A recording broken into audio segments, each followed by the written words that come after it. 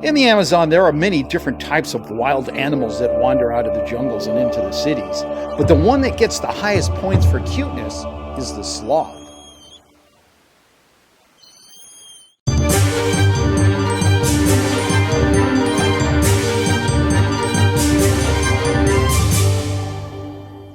Hey guys, Bill here. In this series, we've taken a look at some pretty scary creatures that crawl out of the jungle and get into the cities of Brazil's Amazon region. But when sloths show up, people don't get scared. They get all gushy and want to hug it. They're cute, they're cuddly, and they can bring a smile to almost anyone's face. But as much as people love sloths, the city is a dangerous place for these lovable little creatures. That's why the men and women of the BPA are always out rescuing these funny little guys and returning them to the wild.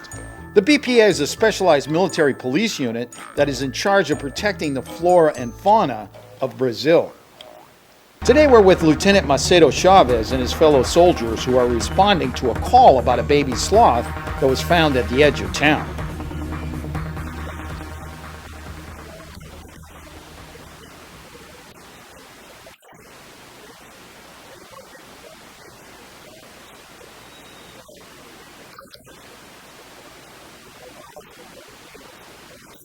The sloth turns out to be what they call here a bentinha. This three-toed member of the species is also known as a pale-throated sloth and is common to the area. The males usually grow up to about 22 inches tall and weigh around 13 pounds. The female grows to 30 inches and weighs up to 14 pounds.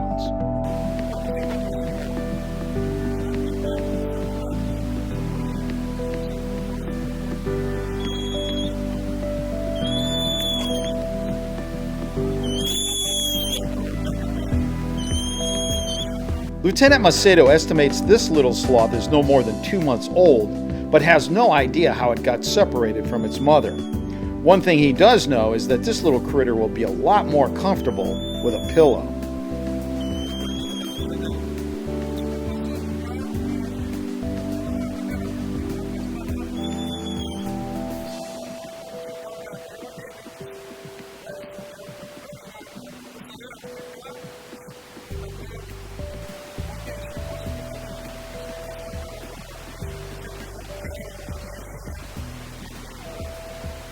Now, the thing that really amazes me about sloths is how they've been able to survive for so long.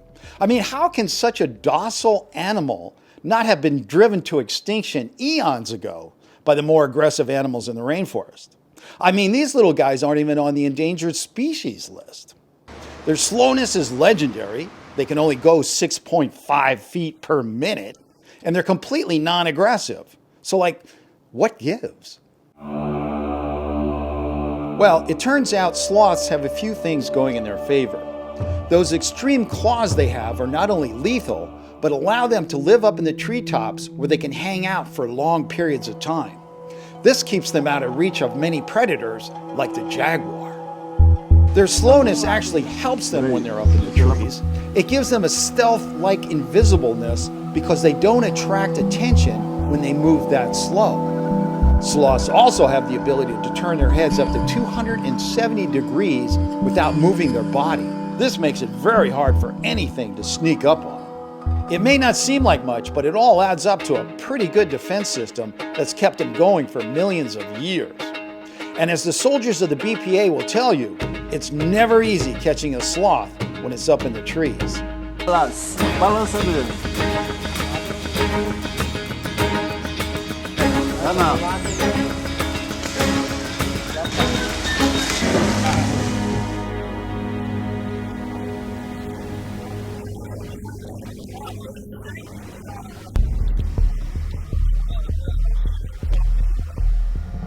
Once they're in the hands of the BPA, the sloths are carefully taken back to headquarters. They are then housed and fed until they can be examined by a veterinarian. Once that's completed, they're returned to the wild whenever possible. Okay, now that leads me to the question of the day, which I'm going to make as a multiple choice this time. What do you think is most dangerous for sloths in the city? Electric power lines? Other animals like dogs, cats, and snakes? Or is it people? Leave me your answer in the comments section below. Then head over to my blog and get my answer. I'll leave a link for that in the description box. Now here's what's coming up next on Animal Soldiers. Cockfighting is a sport outlawed in many countries, including Brazil. But stopping people from participating in it can be difficult. Join us for a raid on a suspected cockfighting promoter and see if the BPA can uncover enough evidence to bust him.